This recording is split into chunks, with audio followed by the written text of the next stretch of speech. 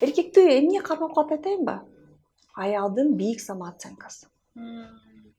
То есть биз айтабыз го, эркектер эмес үчүн, өзүбүз үчүн деп. То есть өзүбүз үчүн деген бул аялдын бийик самооценкасы. Эгерде самооценкаң көтөрүлсө, анда автоматически эркектердин баары силер экен. Саламатсызбы Айнур эже? Саламатчы. Алгач эле суроону блогерлик ыктаганыңыз боюнча берейин деп турам.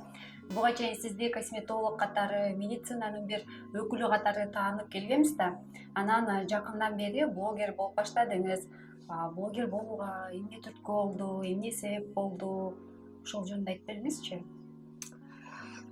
Ооба, косметолог катары иштегем, андан кийин эстетикалык медицина боюнча клиниканын негиздөөчүсү болдум, бизнес-леди болдум, уже косметолог да болбой калдым, пациентти кабыл албай калдым. Андан кийин ошо жашоодо ар кандай нерселер болот экен. Анан ошо турмуш тажрыйбасы топтолгондон кийин бирөө менен бөлүшкүм келет экен.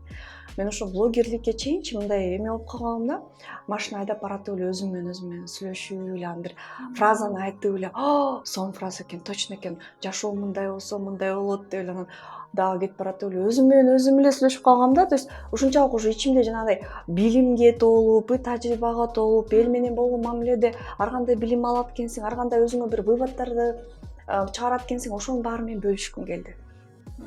Чын эле бөлүшкүм келди да. Орусча айтканда хочу поделиться мудростью дейт го, ошондой.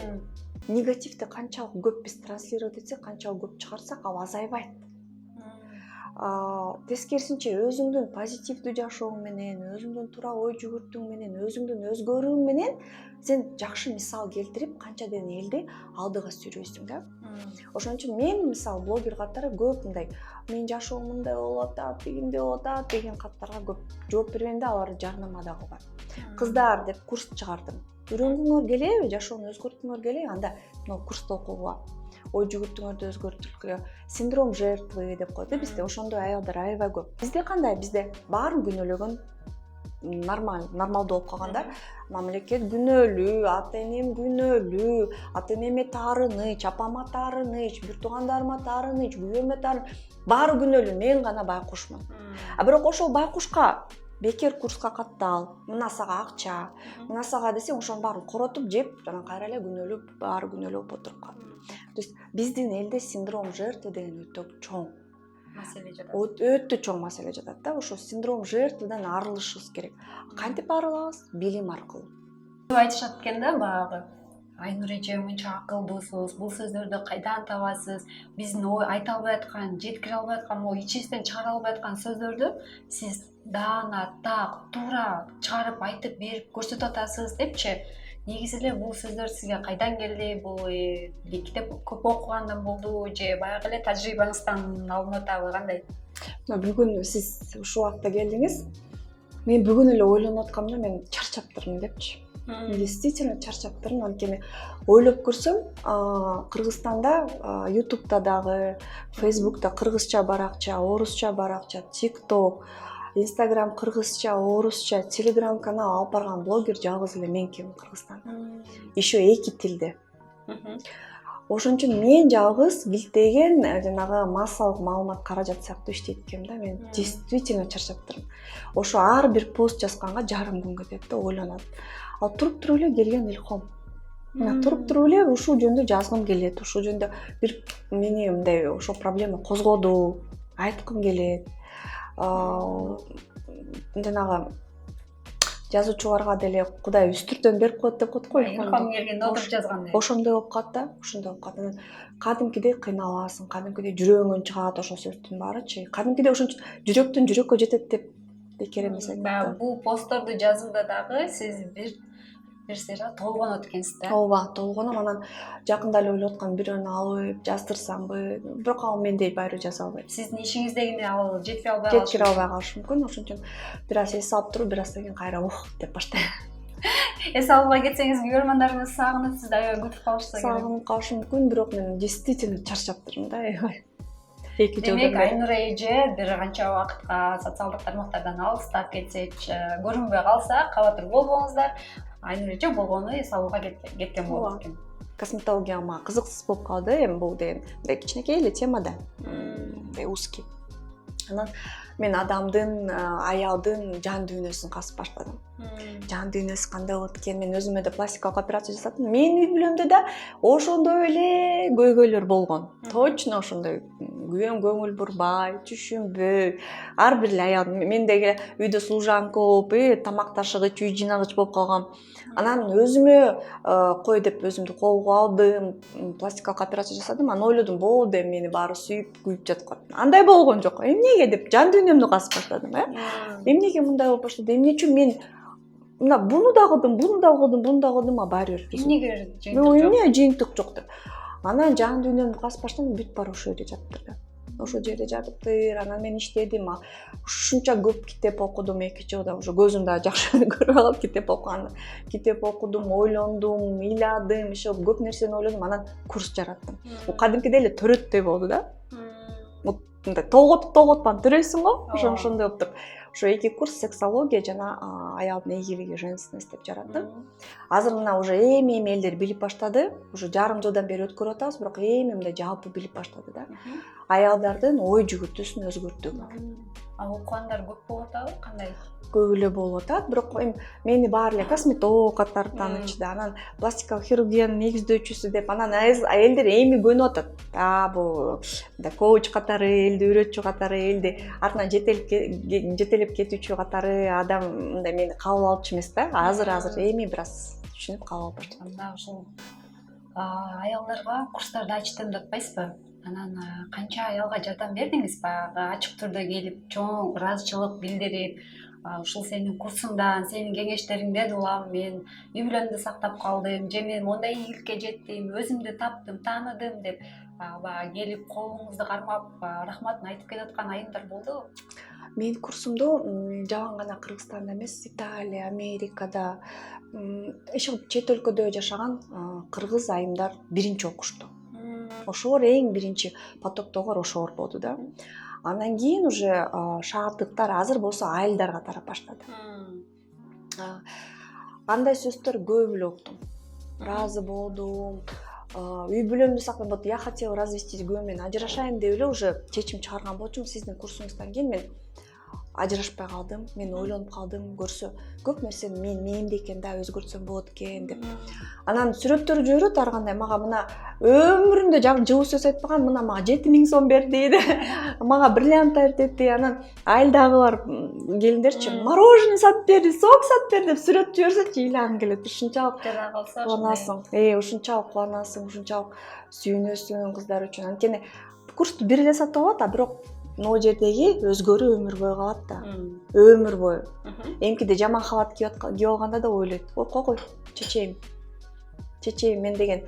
Мына бүгүн ушу халатты кийдим, бирок өмүрүмө канча деген туура эмес нерседи киргиздим. Бүгүн жашнакай кийинсем, жашоом дагы таптакыр башкача болот деп. Ошондой нерсе көп эле болот. Социалдык тармакта постторду ага кошуп эле баягы сүрөттөрүңүздү жарыялайсыз.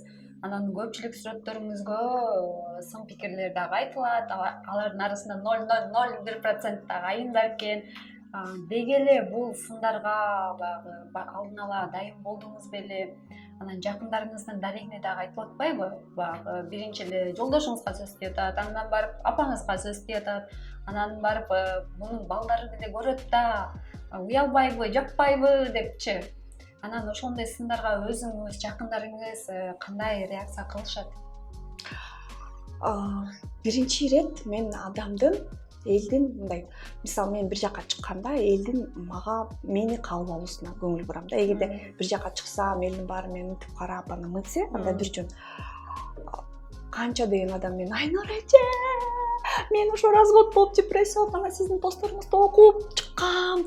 Айнур эже, можно с вами сфотографироваться? Ошол комментарийдин баары унутулат да. Биринчиден, экинчиден мен окубайм алардычы. Таптакыр. Вообще окубайм, только жакшыларын окуйм. Жакшыларын мага жиберет, скрин кылып аларды, окубайм. Үчүнчүдөн менин ушунча мээмди өзгөрткөндөн кийин мен ал адамдарды түшүнөм. Анткени ал адамдар жакшы жашаганынан, жыргаганынан, бактылуу болгонун жазган жок да. Ал адамдар эмне үчүн жазат? Ал адамдар өздөрүнүн жашоосунда көп нерсе жетишпейт. Өздөрү ошентип чыга албайт. Өздөрү бактылуу боло албайт. Өздөрүнүн ой жүгүртүүсү артта калган. же болбосо просто ичи күйдүлүктөн жазат. Аны мындай эки тамганын ортосуна окуганды билген адам түшүнөт. Ошон үчүн адамга эч качан таарыныч болбойт эгерде сен ал адамды түшүнсөң. Мен аларды түшүнөм. Ошон үчүн мен ошондой кабыл аласыз. Дагы бир ушул жерден тактап сурап коеюнчу. Жолдошуңуз баягы сиздин кийимдериңизге, кийинип чыккан образдарыңызга кандай көз карашта? Бул өтө эле ачык болуп кетиптир, алтыным гой дебейби? Жолдошум өзү мындай бар үй бүлөдө чоңойгон эрке бала. Ошон үчүн мындай эл эмне дейт? Тигиден ашам, будан ашам. Меники мындай болуш керек деген жоктандачы. То есть бул бар да мындай эч кимге эместикте мындай нормалдуу психикамен чоңойгон эркек да. Поэтому 100% өзүнө уверен. Анан мен ага мындай мисалы тияка чыгып, терс ойлорум жок. Анын баарын билет. Анан ким эмне десе ага баары бир. То есть ушунчалык мен мынтип ойлойм да, кызганып, эл эмне дейт, элдин көзүндө мындай көрүнүш керек деген адамда сөзсүз бир психикалык бир көйгөй бар. Сөзсүз бар. Комплекс неполноценности деп коебузбу, дагы бир эме деп коебузбу. Ошондой бар. Ал мисалы мамлекеттик жумушта иштебейт. Ал бизнесмен, эркин адам. Анан элдин баары аягың сулуу экен десе ага жагат. Мындай кийинип жүрөт, мындай кийинип жүрөт, дегендей кийинип жүрөт дегенге сөз көңүл бурбайт. Жакшы экен. Ооба. Анда сөзүбүздүн аягында сизге эркин микрофон берели. Өзүңүздүн көрөрмандарыңызга жана биздин дагы көрөрмандарыбызга каалоо тилегиңиз болсо, же бир кеңештериңиз болсо айтып өтсөңүз болот. Мен социалдык тармактарда үй бүлөнү сактоо боюнча көп иш жүргүзөм. Анткени ажырашуу бул 5 мүнөттүк эле иш. Үй бүлөнү сактап калуу бул балдардын бактылуулугу, бул коомдун бактылуулугу. Ошон үчүн урматтуу айымдар, урматтуу мырзалар, биздин жашообуз бул биздин ой жүгүртүүбүз. Анан кээде биз кээ бирөөлөргө таарынабыз, кээде бирөөлөргө нааразы болобуз. Балким ал адам жаман эмес, балким жөн эле силер ал адамды түшүнбөй жатасыңар. Ошондой болушу мүмкүн. Анткени мен дагы өзүм өзгөргөндөн бери, ой жүгүртүүмдү өзгөргөндөн бери көп адамга таарынбай калдым. Эмне себептен мен буну айтып атам?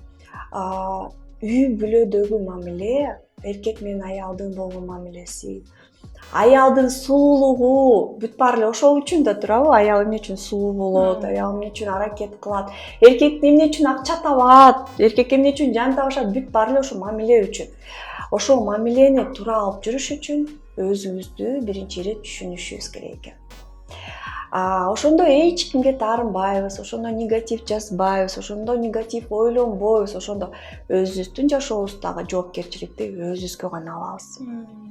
Ошон үчүн биринчи ирет мен баарыңарга өзүңөрдү түшүнүүнү каалайм.